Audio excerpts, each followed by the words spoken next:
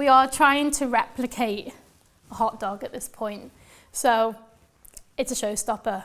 It's going to sit in the center of that table piece. People are going to be like, what on earth is this? It's not by the rule books. We're not following the rules today. We're going beyond the barrier of what, is traditional. And we're just seeing what we can create here. So what we need is a full sheet of seaweed and some sushi rice. What we are going to do is we are going to cover the whole surface area. So edge to edge, corner to corner, we are covering the whole surface. Now, this is going to sound a little bit strange, but we are going to roll this roll with no ingredients on the inside, because what's going to happen is we're going to fry this as it is, and then we're going to open it up like you would with a hot dog bun, and then we can fill the ingredients on the inside. So what we're going to do now is thumbs at the back, fingers in front of us, and really small circle, one turnover, small at a time. Think of a really tight spiral. So what you want to do is, as you push forward, you're going to roll this mat all the way back, and then you just continue to roll the mat back, push forward. My fingers are here to help, and I'm just constantly tucking it in, and all the way over until we have a complete roll. So what we're going to do now is we're going to bring back our batter, and in a bowl I have some panko breadcrumb and some cornflakes. This is just going to add another dimension of crunch.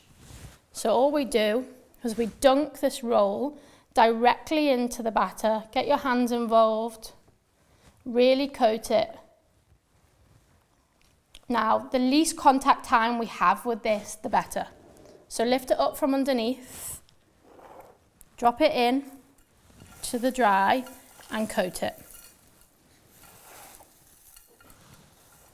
Making sure that the ends are covered, everything is coated. It's a little bit messy, but don't worry, we'll come back and we will tidy up after this. So all sides. Try and just sprinkle it over the top. As I say, the least contact time we have with this, the better. So now that this is coated, we lift it up with two hands and we very carefully drop it into the oil. This fryer's on around 180 degrees, so it's not going to take long. So at this point, if you've got messy hands like me, we're just going to go to the sink and we're going to wash it off. So what we're going to do, assembling time. We're going to take a small knife and we're just going to go right in the center of the roll. So I'm just going all the way down, but remember, you're not cutting it in half. You are absolutely not cutting it in half. So use two thumbs and just pull it apart. So what we're going to do is we are going to do some cream cheese on this. So we're going to take some vegan cream cheese, and that is going to go at the bottom of our hot dog.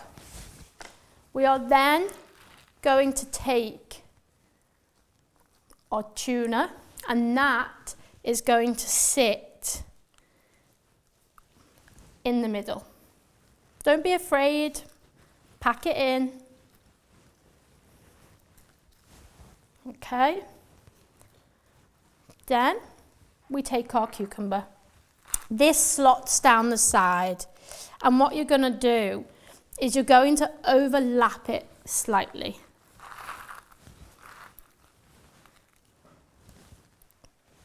So just overlap it. It'll take around 5 pieces. It's all about experimenting, and who's to say when you've taken it too far. Now we're just overlapping the avocado on the other side. So what have we done so far? We have our gorgeously crispy sushi roll, which is imitating our hot dog bun. We have our sweet chili tuna in the center, cucumber on one side, avocado down the other. To finish this off, we're going to take our little cubes of mango and they're just going to dot them all the way down the center. We're going to take some spring onion, small amount over the top. Tiny bit of beetroot just to add another dimension of colour. And then all we're going to do is finish this off with a sprinkle of sesame seeds. And that's that, guys. We have the first part of this sushi course. We have a tuna, well, a vegan tuna sushi hot dog made with jackfruit, paired with avocado, cucumber, mango, and pickled beetroot.